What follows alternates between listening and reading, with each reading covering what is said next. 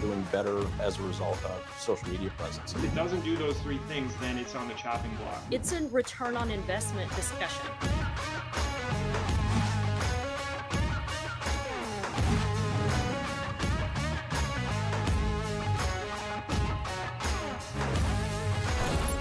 Hey everybody, welcome to another edition of the Daily Dealer Live. I'm your host, Steve Darkham, back with us today. Co-hosting is the Yuli DiMartino. Yuli, welcome back to the show.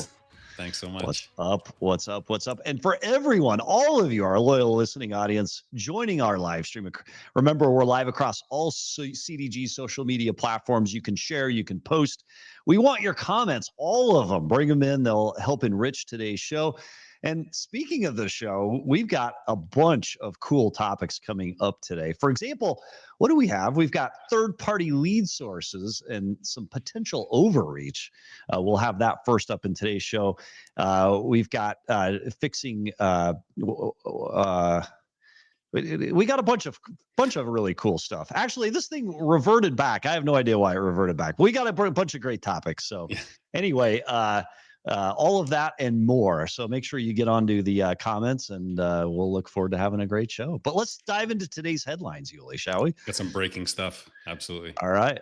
So, hey, first up today, Fed Chair Jerome Powell moved markets up today with a simple comment at a speech in Jackson Hole, Wyoming, hinting that current economic conditions, quote, may warrant interest rate cuts as the Fed proceeds carefully. Well, that's news all automotive has been waiting for a long time, and the stock market seems to agree, pricing the increased possibility of a rate decrease as early as September. In fact, I think you may see the Dow jumping into 1,000-point increase territory and above. So a heck of a lot of fun today as automotive waits for that long-awaited decision. First up today, Jeep is reviving, get this, the Cherokee after nearly 3 years now as a larger hybrid SUV positioned against Toyota's RAV4 and Honda's CR-V. The 2026 Cherokee debuts Stellantis's first North America hybrid system, offering 210 horsepower, 37 miles per gallon, and over 500 miles of range. What's pricing look like on this Cherokee? $36,995. That's slightly above a RAV4 hybrid, but well below a Highlander, signaling a middle ground play. Additionally, the Cherokee will be built in Mexico with engines from Michigan, meaning it could face U.S. tariffs on non-domestic content. What's the bottom line here? Well, the Cherokee's return is critical for new CEO Antonio Filosa's turnaround plan, as Jeep has suffered 6 straight years of declining U.S. SUV sales, with market share falling from 13% in 2015 to just 5.9% in 2024. What do you think of this strategy, Yuli? Will this work alongside the rooftop wind turbines that Jeep's bringing out? I think it's another bullet in the gun. I don't know about the wind turbine ones, but my first car was a 93 Jeep Cherokee with that 4.0 high output. So yeah, pretty iconic. It's a good looking ride. It does look a little bit like the old one, but it's a good looking ride. So yeah, I agree. Next up today in news, most assume autonomous vehicles or self-driving cars will shrink the auto insurance business by cutting down on accidents. But Bank of America analysts argue insurers could actually benefit. Today, drivers obviously take the blame when crashes happen.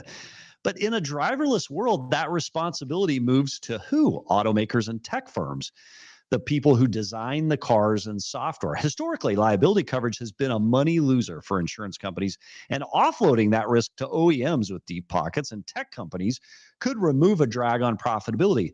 You see, even if autonomous vehicles reduce crash frequency, the ones that do happen are costly, loaded with sensors, cameras, and advanced materials. So insurers still have plenty of premium justification.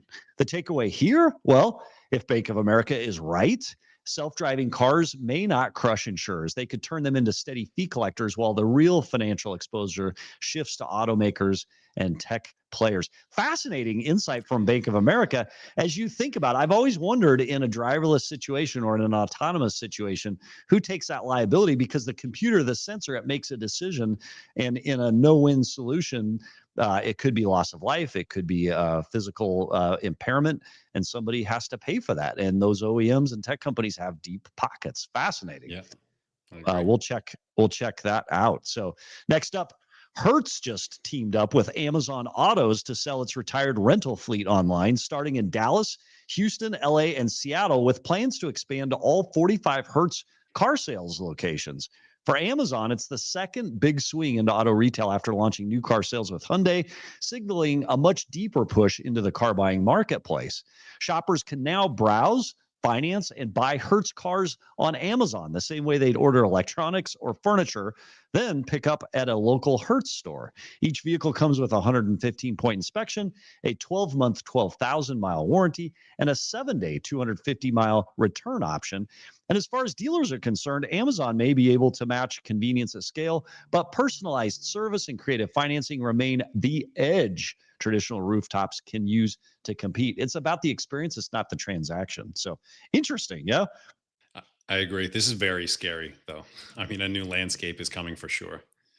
Yeah, it's interesting. I was reading some of the social commentary out on it. Cliff Banks, who puts out the Banks report, he's like, look, I don't know that it's completely new. Like Hertz uses multiple different distribution sources to get their inventory out in the marketplace. I think what is new is Amazon is actively looking for dealers to add their used inventory to their platform. They could become a behemoth distribution platform.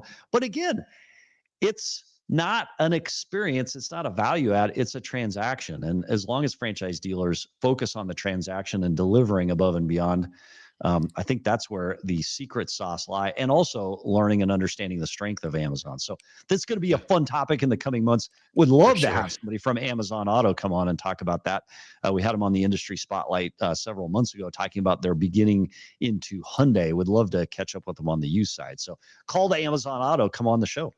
Finally up today, August is shaping up as one of the hottest sales months of 25, with new vehicle sales projected at 1.48 million units. That's up more than 8% year over year, according to J.D. Power and Global Data.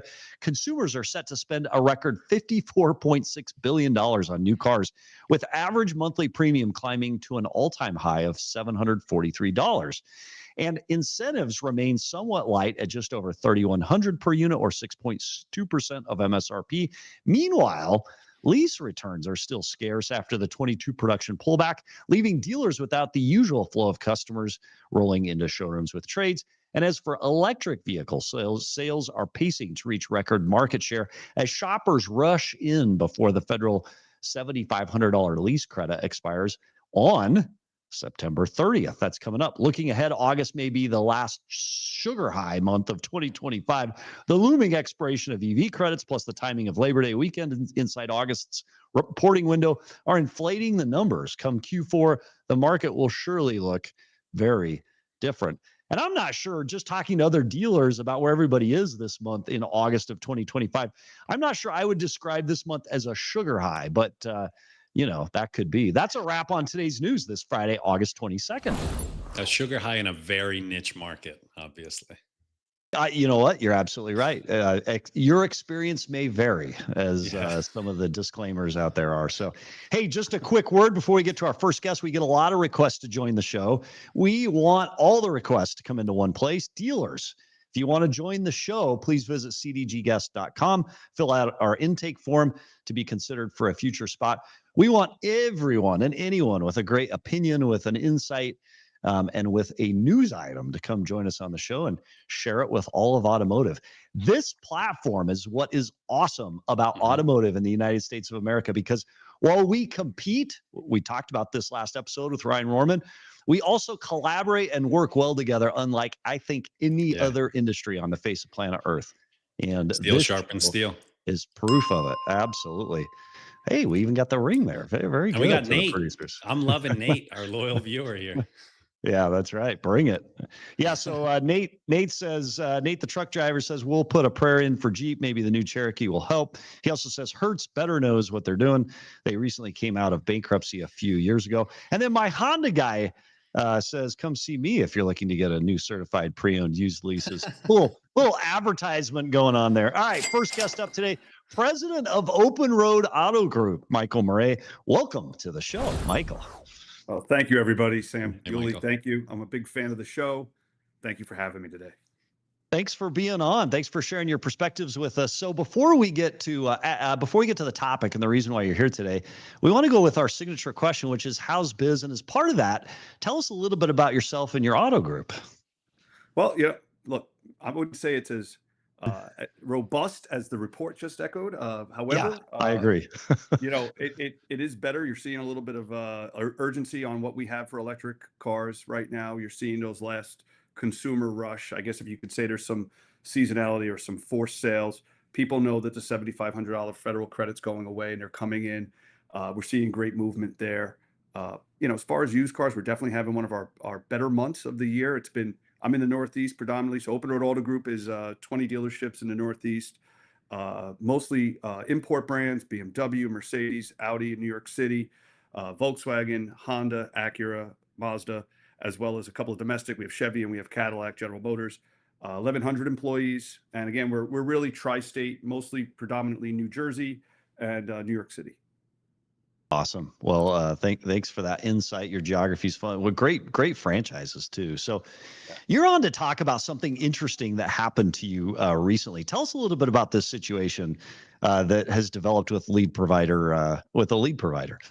Well, yeah, I love your platform because it gives dealers a chance to come in and give a little dealer beware. And I was so frustrated on Friday night, and I thank Michelle in your office for listening She's to me. awesome. She gave me an hour of Yes. therapy after I was done venting my frustration to her. I immediately called her after my attorney, and he said, "Sure, go right ahead and let it rip," because I've been fighting this battle for a decade. From when Carfax would come in on holidays with their representatives and decorate our trees in our showroom with Carfax stuffed animals. And, I would say, please kindly stop decorating, stop hanging Carfax posters all over our showrooms. We give you $3,000 a month for the dignity of, having exposure and having vehicle history reports and being on your listings, which is a great tool, by the way. And I'm not, here to bash anybody's actual software or their tool. They're viable. They do bring sales.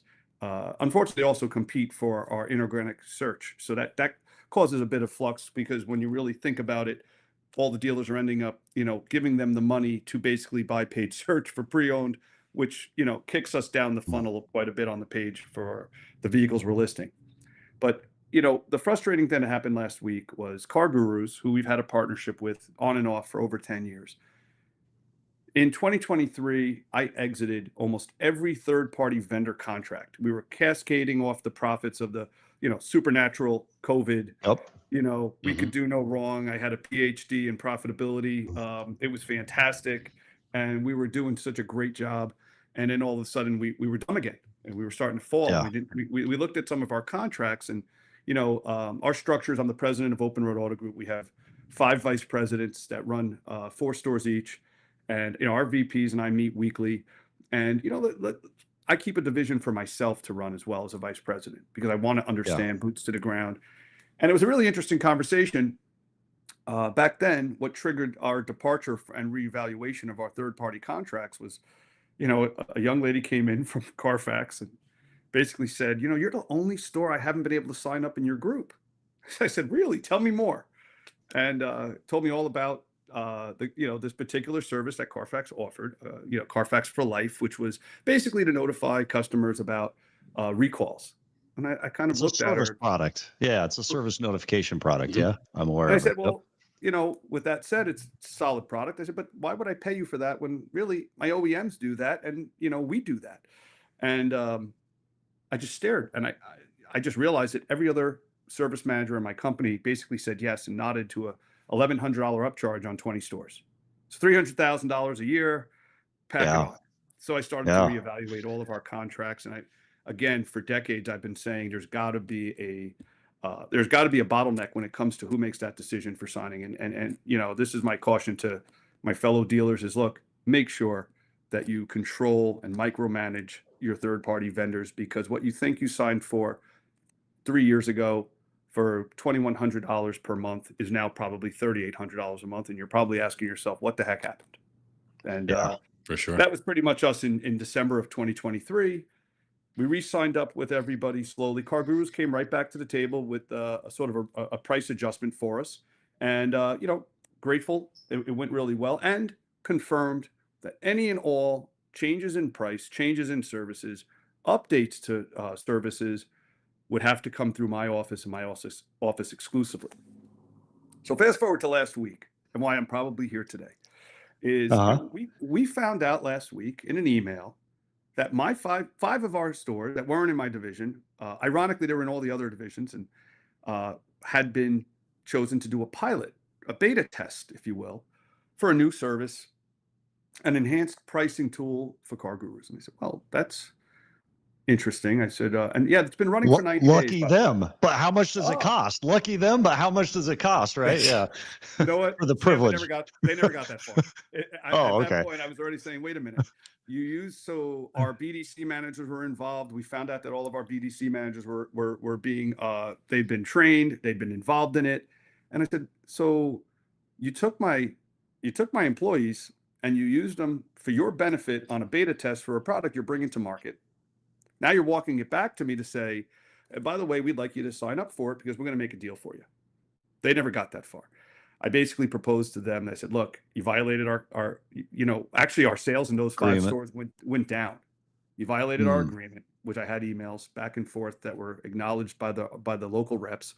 And this changed our strategy going forward, which I'll go through in a minute. What we are doing to do to change this process for all third-party vendors. But for us, we looked at this and said, this price strategy tool detracted from our typical business model. And, when you're looking, and sometimes when you're looking at the market as a whole, especially for pre-owned, it can create a downward funnel of price.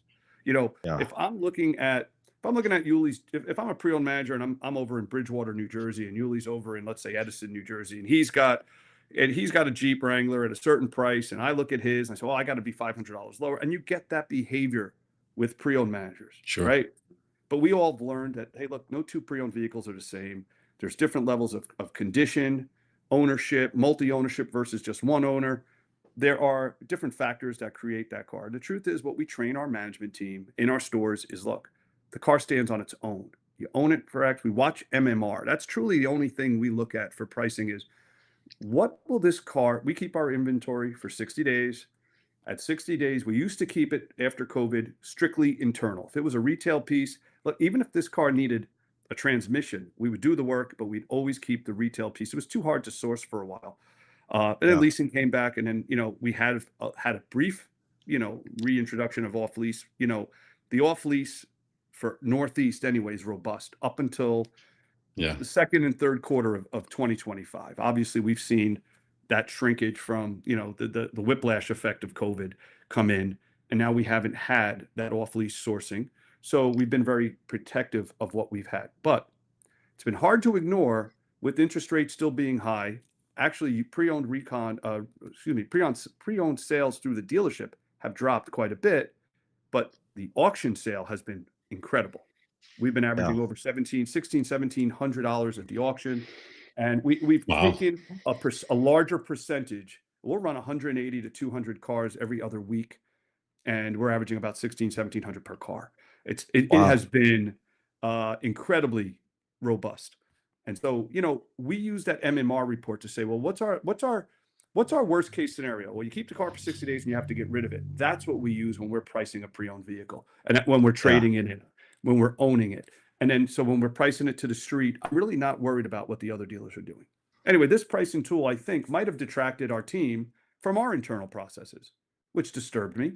And then to get back to where, again, they used our stores to test their products and benefit themselves. So my response to Car Gurus was simply, look, for the 90 days that you tested us, I want our money back for the group, for our subscription. And for what the was 6 the months. response? Well, hold on. That wasn't, being in the car dealership world and understanding, hey, we're deal makers. I also wanted the rest of the year absolutely for free. They politely declined my offer and told me to basically, and they understand that September 1, should they say no, this relationship is now permanently ended. I've terminated the relationship. We're probably not going to seek legal action at this point due to the nature of the complaint being, look, I'm going to not spend all this money to chase. It's not about money. It's about principle. It's Yeah. about, look, Yeah. you have a business, you have a dealership, you have partnerships, and you also have, you enter into agreements with vendors, but it's not a license for them to come in and camp out in your dealership and turn their business into, turn your showroom into their business, playground. And it can't be that way. And, Yeah, my question was going to be just that, right? You have this decree that everything's going to funnel through your office. You're the decision maker for signing all contracts. How then did this company or come in and kind of nestle up and say, "Hey, we're going to do this"? How are these decisions made without the oversight of the the VPs there? So their answer was, it's absolutely free. So we're not violating any agreement because we didn't charge you. No, but you benefited from this, and Right. that's where the violation comes in. And again, Yeah. am I seeking legal remedies? No, at this point, you know what? This was a probably about a $600,000 account that's completely gone. And yes, the Yeah. best deals in life you have to be willing to walk away from, and we're gone. And they can Yeah. call other vendors that we've dealt So- with. When we're gone for good. And So it's we're gone. interesting. This really isn't just this isn't really commentary on that particular vendor. That's it. This is commentary on, in automotive, we're surrounded by vendor partners, people that have permission by us to walk into stores and help us achieve and accomplish our goal. And it's a fascinating masterclass on what is the line between help and hurt. Yeah. And there are a couple of things I noticed in what you said. So I'd love for you to give our audience, our auto dealer audience that's listening to this, your takeaways after this experience, because it's painful, right? Like, they provided a service for you. They violated what you felt like was that obligation. And now you've got to take action that, may have create additional challenges, right? So it's interesting. Where is that line? Like, I think you said at some point, you said somebody came in and said, "Well, hey, I've signed up all the other stores. You're the only other one. How do we get you signed up?" That's a little bit of a sales job. Tell us about that. And like, that's kind of how you uncovered it, right? And how you started to dig deep. And that was a different vendor. This wasn't Car Gurus. This was a different vendor. And this was in the December of 2023. And I just looked at this young lady and I said, I'm sorry. What do you mean? Now we have standard operating procedure guidebook in our company that everybody from every management level has been instructed and signed off on, that says all third party, any services, any changes to services, anything you are not allowed to sign up for anything. Everything that comes through the office of the president of the company. And this is how we do business. We do micromanage that, because if you left it wide open, before you know it, you're going to be bogged down with incredible expenses. So, and we communicate, listen, I'm a hands-on operator. I'm in the office every day, 5 days a week. Our vice presidents and I work out of our corporate center in Bridgewater every Thursday. We're all together for 8 hours. To these vendors. Yeah, they can have a conversation with you. They can reach out and have that conversation, right? So what was the nature of the pilot that Car Gurus did that created this result, in your opinion? They explained that the nature of this was a pricing tool that they're developing. And apparently it's fully developed, and they would just, test driving it so that they were going to use my own employees to come to me and advocate for this tool. Yeah. And I'm like, wow, that's a very foolish way to take on this approach. For sure. And in your opinion, what gave them the kind of the impression that they could do that they could change your business operation that way? Their justification is, well, this is absolutely for free. But this is like, for those parents out there that have a young child, this is kind of like when my that's daughter, your culture. That's your operating procedures. My daughter would come to me and say, "Listen, Dad, Mom said I can have 2 friends sleep over tonight if it's okay with you." And I said, "Well, okay." And then my wife would say, "Did you just tell our daughter that you can have two kids sleep over tonight on a school night?" And I said, "No, well, she told me that you told me that she could do it." And that's sort of what this sort of scheme is almost about, is like, well, they come in and they give it to your people for free, and then they get your people to come to you and say, "We must have this." And it was this, I'm like, no, we have to monitor our expenses. We also have to look at what our sales are. What's our available turn? Have we been monitoring the turn in your stores? Oh, by the way, we did look at the last 90 days in that store, and you sold, on the average, 5 less units per store for those 90 days. What's the answer to that? Oh, well, that was because the market's been slow and we've been sending more cars to the auction. And I said, what? That's preposterous. So at the end of the day, what we did is we were entering into we're actually drawing up a new vendor agreement for all third party vendors.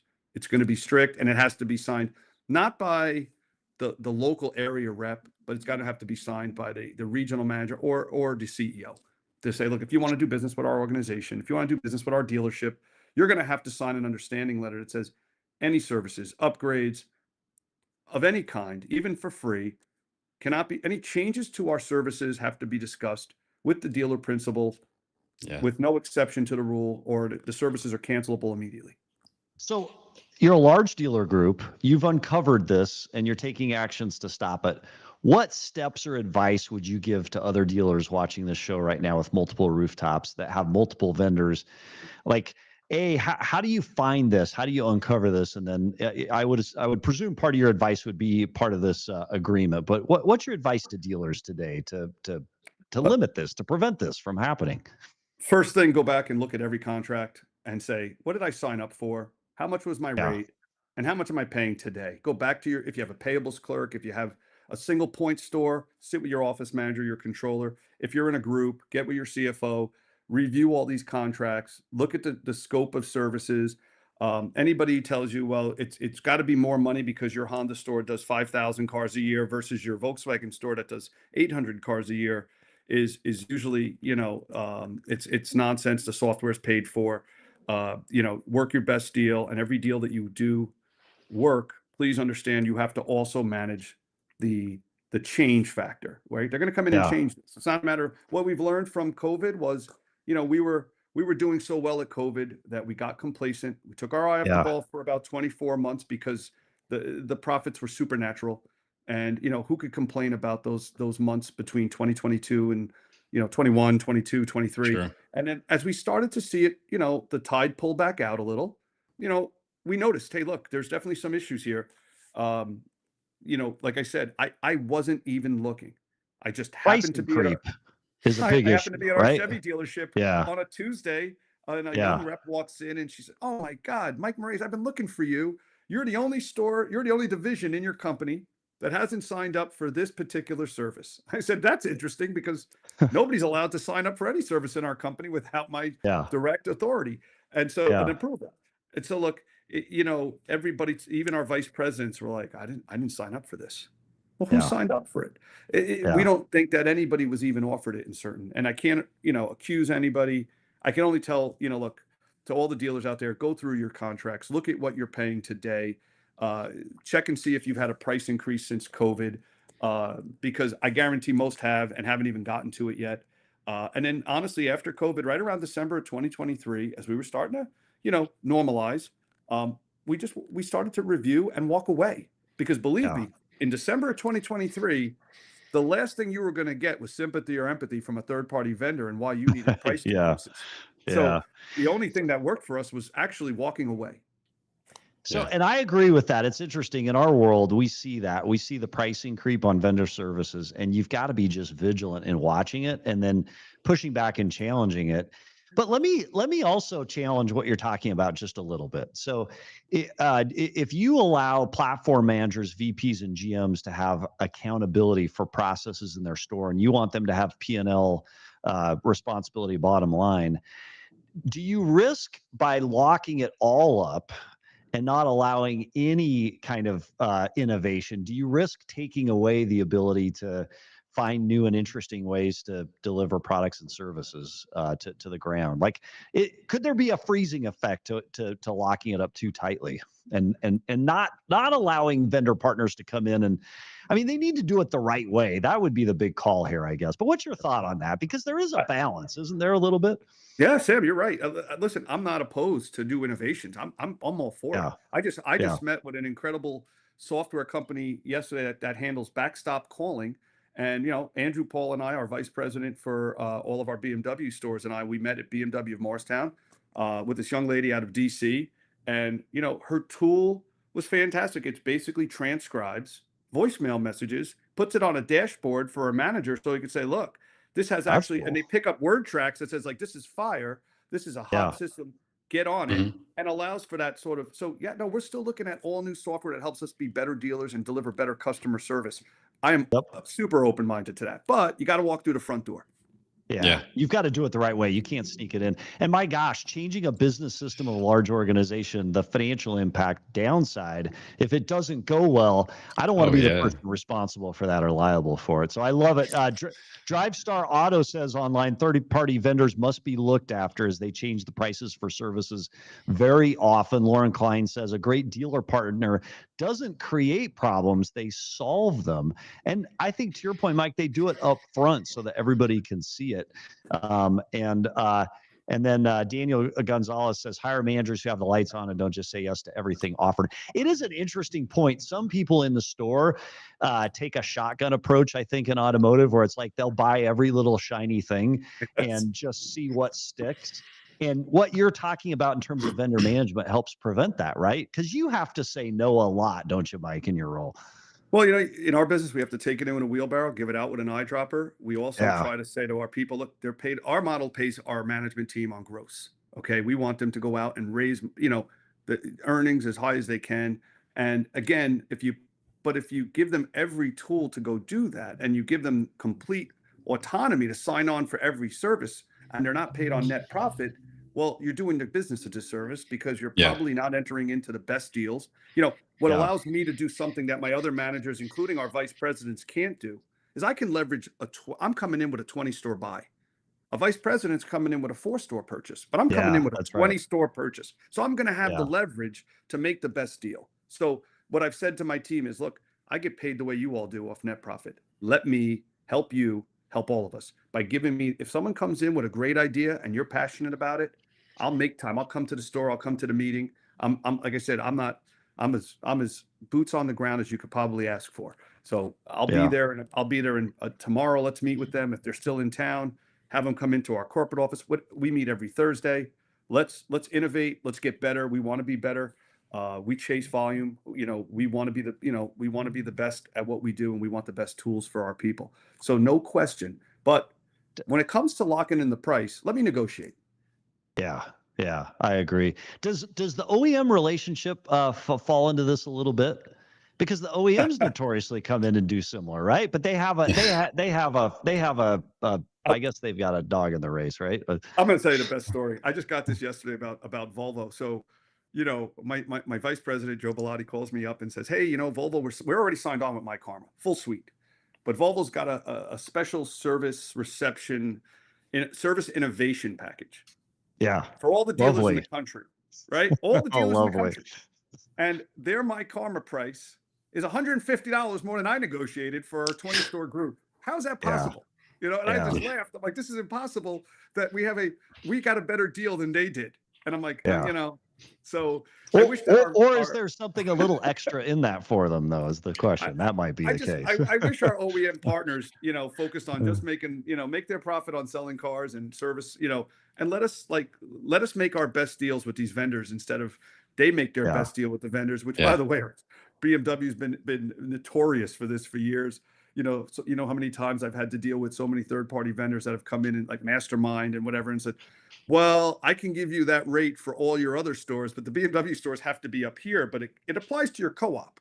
I'm like, what? So we've had this move many times.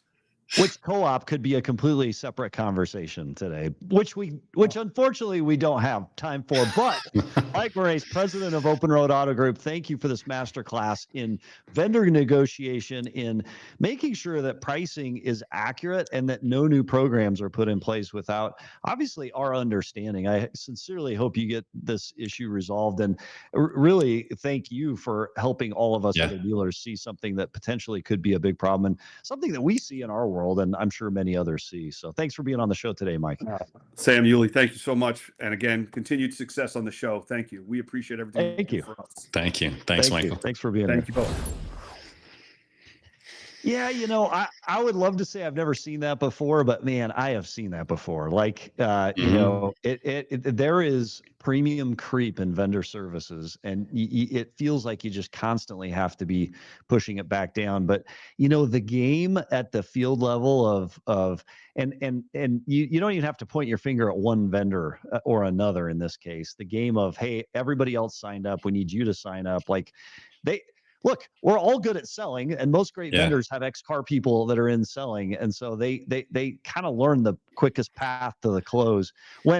If I'm working with Open Road as an example, I'm going straight to Michael, and I'm going to have that tough conversation, and I'm going to sell him, or I'm not going to take my toys and try to play around with his business. When I play around with his business, that brings liability on me, my company, my product, and heaven help anybody that tries to do that in our group or anybody else's group. So let's transition. Oh, go ahead, Yuli. Go ahead. No, I was going to say that's just entering the right way. This is another example of you just have to keep your eye on the prize at all times, because even the vendors that do things the right way, we're all constantly iterating and evolving the products, right? But you need to make sure you're constantly testing it.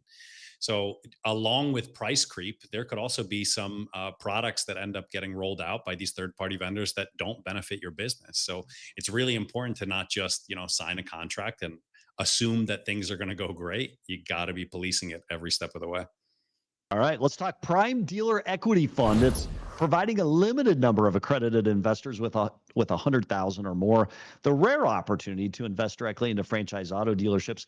The offering can only be made via the private placement memorandum under Regulation 506C, led by seasoned operators with deep experience in both dealership operations and fund management. The fund is designed to deliver consistent cash flow and long-term capital appreciation. If you're looking to diversify into this asset class, this could be your chance. Check it out at primedealerfund.com/CDG to learn more info. And by the way, just so it's completely 100% clear, this is not investment advice or an offer to sell securities. Any investment can only be made through the official private placement memorandum and only by accredited investors. And if you want to find out more information, you can go to the QR code and pull it up right there. Transitioning straight into, so thanks to the Prime Dealer Equity Fund for supporting today's show and the content we have on today's show, including that awesome masterclass in vendor management negotiations from Open Road. So next up today, we go to General Manager of Sam Pack's 5-Star Chevrolet, Alan Brown. Alan, welcome to the show. Hello. How is everybody today? You're doing good. How are your vendor contracts today? Are you rethinking this whole thing? You need to go back and look at them. I took a few notes from Michael here. He's got it buttoned up pretty tight. And I loved your comment about, hey, great process, but also be careful that you're not boxing your people in, from that standpoint. But hey, it sounds like they're meeting weekly. And if they're doing that, then they've got good forward progress with it. It is a balance because you want the GMs to be able to make decisions that help increase and better the operation. And I would have hoped in his case that that rep is working with the GM to create a better process or test something or try something. But you've got to understand the impact, and everybody's got to be aligned that it's okay, because it's not their business. It's not the vendor's business. But we have so many hands in our business pot between OEMs and vendors and all the other people trying to help us for a fee, right? To his point, everybody's feeling margin compression, right? And his pay plan is geared towards gross, and I'm sure he's got great longevity on his teams. And so you also have to be very cognizant of a dollar spent. Sometimes can't be a dollar replaced. Yeah, for sure. Yeah. Well, hey, let's go to the first question that we always ask everyone, Alan. How's biz? And as you answer that, tell everybody a little bit about yourself and the auto group you work with. Yeah, so I'm Alan Brown, obviously, Sam Pack Auto Group. We have 6 stores here in Dallas, 4 of the largest Ford stores in the country, one of the largest Subaru stores in the country, and then the Chevy store that I operate here. I'm in the same market with the #1 Chevy store in the world, Classic, right down the street from us. So obviously, from a Chevy perspective, there's a lot of competition. And over the last, I would say 30 days or so, because it's been hyper competitive from a pricing strategy standpoint, we've actually taken a step back because a lot of our team is very long-term and paid from a gross perspective. And we've kind of pulled back on being hyper competitive on those negative gross deals. We're holding the line okay in a lot of ways. We're very big in fleet, very big in parts and service. But from a new car perspective, we're focusing on experience and the gross right now. And actually, it's penciling up. And with my topics on EV, That ought to be a fun conversation. Will we match gross and in an EV conversation? Well, let's go there. Let's talk EV conversation. Tell us about it. Well, I see the EV business. Obviously, it's growing momentum. We see it in every market. In fact, I think Chevrolet was very pleased to see that the North Texas market has been performing at the pace that we've performed at. I think we have absolutely exceeded their factory forecast from that regard. I think our only concern from my chair looking at things, especially from a GM financial standpoint, what do these cars look like in 24 months when they come back? Yeah. And everybody's chasing a cell phone payment on an EV Equinox, and they're obtaining it in a competitive market. A 220, a 240 per month payment. And so, what does it look like when those cars come back, and with that residual value that's probably overinflated, right? And then, what does it look like as a retailer for us when we try to put Mr. Smith back in an EV Equinox in 24 to 36 months? Are we going to have a massive delta between the current payment and the new payment? And is that going to put the customer in an adverse situation? Is it going to put us in an adverse situation? Yeah. How are you preparing for that as a GM dealer in August 25? Is there anything you can do to prepare for that potential outcome, or do you just roll? Well, obviously, you don't want to take away from the moment that we're having with the customer, especially someone that Mr. Smith has never owned an EV before, and had ICE his entire life. If you think about what the dealer network has really adapted and overcame in the last 18 to 24 months, with charging system and infrastructure and how to use the app. And when you travel out of town, the app is going to guide you and direct you based on utilization of the car. There has been a lot that's gone into this. So I don't think anyone, nor should we, worry too much with the client face to face about what 24 or 36 months into the future looks like. But it is a concern with the colleagues in and out of market that I talk to that have stores. So how are we really setting up the EV market for the future? So with you selling, how many EVs do you sell a month currently? Let's say on average it's 8. 8. Okay. And then the rebate goes away in September, end of September. How are you prepared? Do you expect that demand to fall off? Do you expect it to go away? Do you think it'll right size? Well, the leadership business side of Allen Brown is we're selling to the wall between now and September 30th, right? Yeah. And I think a lot of our dealers out there are the same mindset. And then we've got to then see where does not just Chevrolet but all the manufacturers, what do we do going forward? October 1 forward. We all know that the manufacturers are doing massive subsidy, right? And in a lot of cases, I think we would all agree that they've taken away incentives from ICE cars to prop up the EV market. So when that leg drops, is there really that type of resources to also tap into, hold the line where we're at and add to it? I think that's our concern going forward. Yeah. Interesting.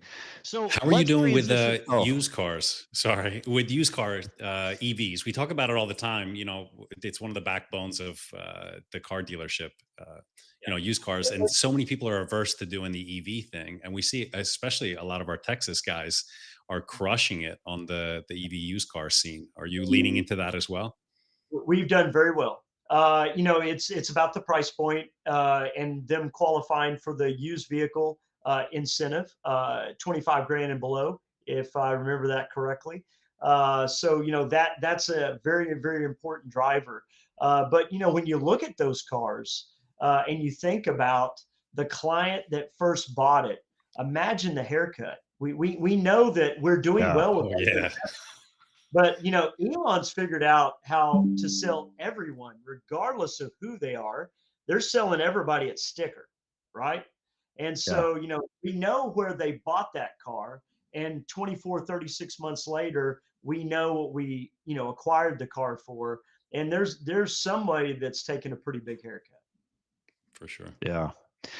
So hey, let's transition for a moment from EVs. It is going to be what it is. It's fast. It's fascinating to understand. I think for Yuli and I to see, how are different dealers kind of closing out this moment in time. Like there's a certain number of days before this moment in time ends. And I think part of what you're describing is there's excitement around it because there's an opportunity, that cell phone payment. I love that, by the way. I'm stealing that. We're going to start talking about cell phone payments and EVs until we can't anymore. And that's what we do in automotive. We capitalize on the moment. But I want to talk about, you recently were honored by GM for receiving the Financial President's Club Award. And you have something that's called a signature pep rally strategy, and it's defined as an energized, transparent monthly gathering that celebrates team achievements. What the heck is this, and how does this help you sell a heck of a lot of cars month after month, whether it's EVs, gas, whatever? Well, when you really peel back the layers of any of us that's been on the retail side for a long time, and I started when I was 18 years old, and now I'm 35 years in the business, and I look back on that, and it was because I had really good mentors, and mentorship is about transparency, and so when we go into the pep rally question of the show, we're very big on having a monthly pep rally.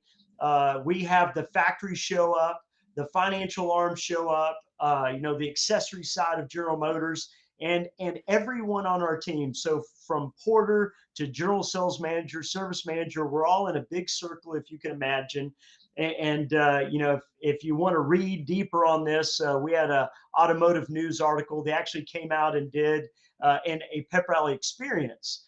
At this, what was fun about this particular experience was not planned, but we had on the books the high school marching band in our market. They were there. So when you walked into the shop, you felt like you're walking into a high school football game. The little hair on the back of your neck stands up. And we literally go through birthdays, anniversaries, top performers of the month. We go through how we did as a team against forecasts. And I'm fully transparent with every number. And then we talk about the new month that we're walking into together. And we talk about what that forecast is. So within this 20-minute window of time, everybody walks away with love and appreciation, right? They also walk away with an understanding of, we pushed you pretty hard last month. And how did that unfold for all of us? And then what are we going to go after in the new month? And if you look online or you read the article, there's a huge blackjack wheel. And this blackjack wheel, obviously, if you hit blackjack and blackjack has 4 points on it, you win $500 cash. The other numbers pay anywhere from $100 to $250. And we have about 12 different categories of employees of the month. So if I personally, for a moment, as we talk through this, reflect back, what kept me in the business?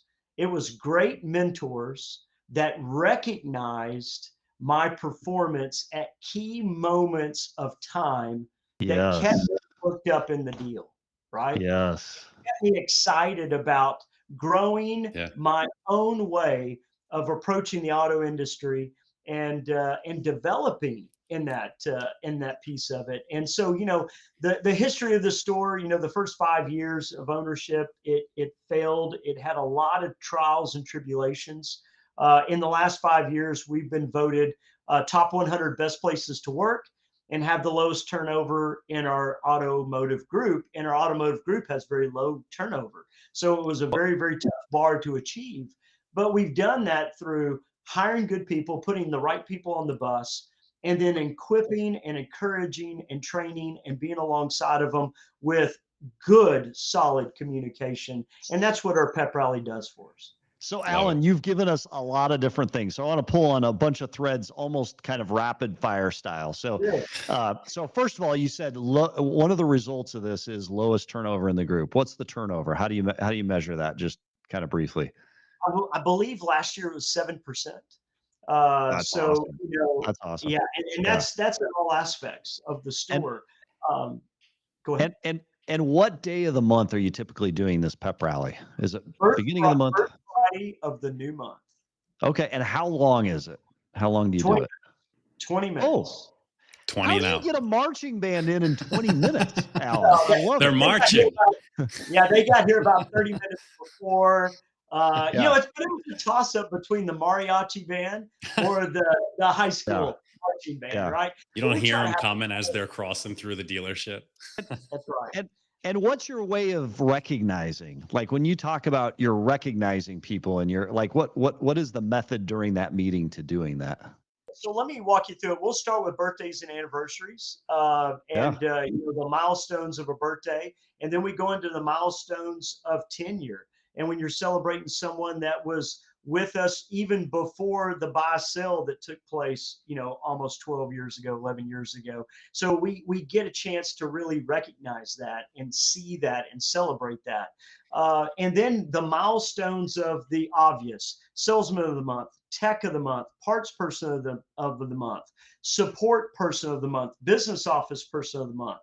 But here is, I want to give you some insight, because this thing, if you allow the voice of the employee to come up through it, you will uncover some amazing moments. So we had our techs challenge us about 2.5 years ago and said, hey, the 1 or 2 techs in the shop out of 14, 15 techs are winning it every single month. And a lot of our shops have that for one reason or another, right? And so they said, we'd like to create a category where we vote on ourselves and have a tech attitude production tech of the month, right? I love that. I love that. That's awesome. And so here it is real quick. The techs, our human resources created an online survey that was a blind survey, nobody could see, and they got to survey each other, and they got to write comments blindly. And I will tell you, when you read them out, it'll almost bring tears to your eyes when you get to say, hey, Tech A is being honored. But before I tell you Tech A's name, here's everything every other technician said about you. Clean stall, great attitude, always on time, willingness to help, right? And you go over those 10 or 12 beautiful comments and you announce her name. And what's cool about this, we might have people on our team that have never been recognized publicly amongst 70 or 80 people in their entire life. And I've had people bring their wives knowing they were getting recognized because they were salesman of the month. I had, just this last pep rally, I had a mother flying from Florida because her son was salesman of the month. So, awesome. Can I tell you something, Alan? Recognition like that isn't just a nice to have, it's a need to have in automotive today. And it's the difference what you're doing in your auto group. And we do a similar. I'm going to learn from you. We may implement a part of it.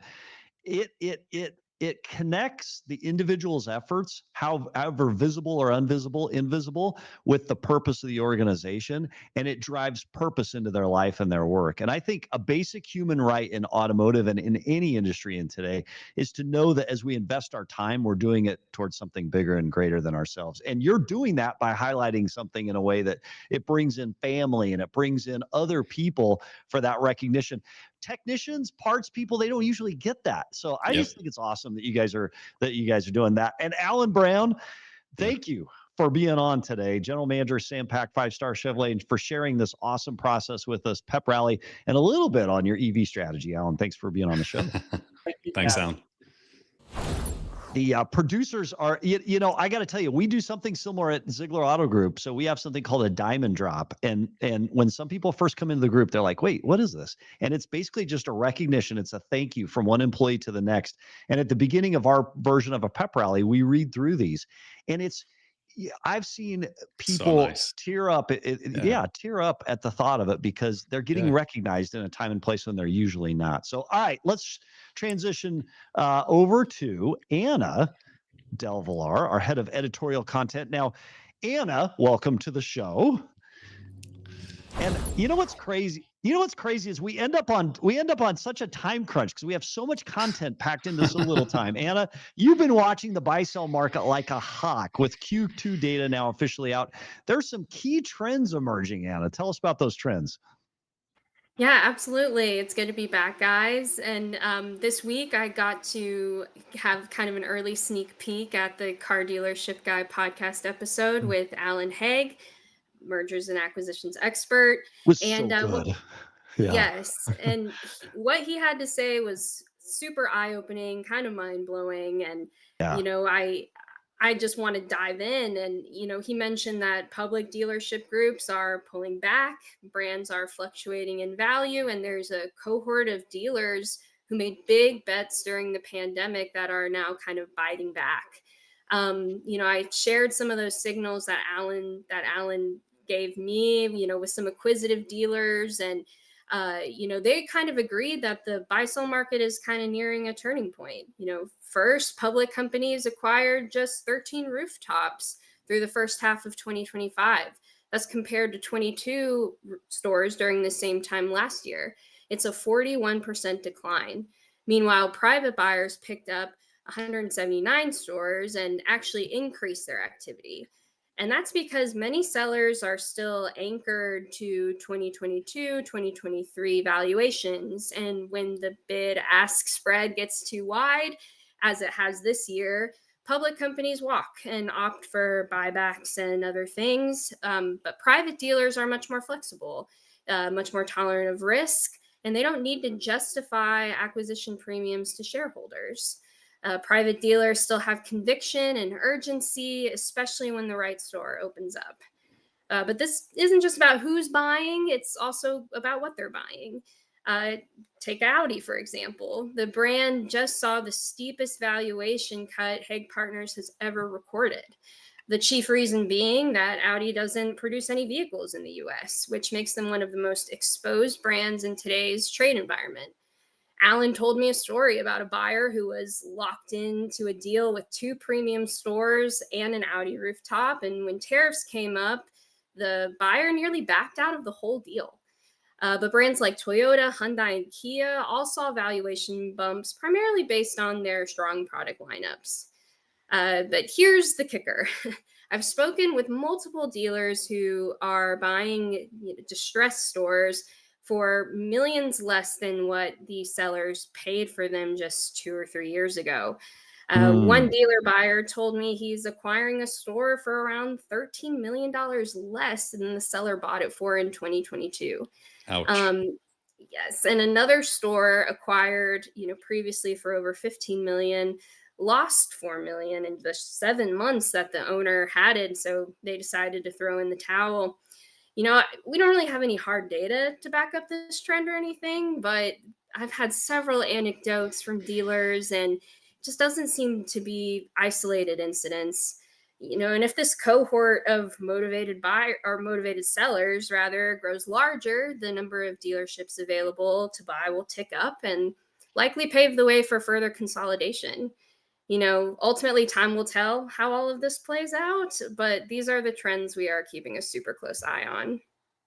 Anna, thanks Very for the cool. feedback. And by the way, it reminds me in automotive, the golden rule: buy low, sell high. Don't Yeah. buy high, sell low. And it seems like you're starting to see the converse trend of that. Mhm. So, Anna, thanks for sharing the perspective of the story. We're going to be excited to have you back next episode for the next story. We love what your team and your team bring to the show when you're on. So thanks, Anna, for being on.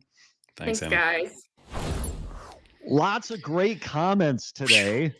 So Jason Pittick says, Alan is a natural culture builder, one of the most humble and genuine GMs out there. Recognition is a dying art these days. I love that. It's fascinating because I think in automotive, some people are afraid to recognize because they think, hey, if I recognize too much, people will get ego and then they'll be uncourageable. What we don't what he knows, and a lot of us forget, is there are so many roles, so many faces inside automotive that don't get that recognition. This is core. You've got to do it. And Jason also says no one wants to leave and everyone wants to join places like that. Nate, the truck driver, says, fun fact, I served in my high school marching band. So we got a 30-minute gig or 20-minute gig for you if you want. Perfect. And then Dan C, props to the producers of the show here. The producers of CDG must not be an easy job. Action-packed agendas. Wait, what about us? I want some. I get all these little notes scrolling across the screen. We get the applause. That's fantastic. I love it. So launch live now. We love what they bring to us every single week here. So, Yuli, great show. We're looking forward to Monday being right back at it. So to our audience, our listening audience out there, thanks for watching the Daily Dealer Live today, where we break down the biggest moves in the car business as they happen. Don't forget, we're here live every Monday, Wednesday, Friday, which means we'll be back live Monday. So if this is your world, hit like, subscribe, turn on those notifications so you never, ever miss a beat. And everybody, we'll see you next episode. See you guys.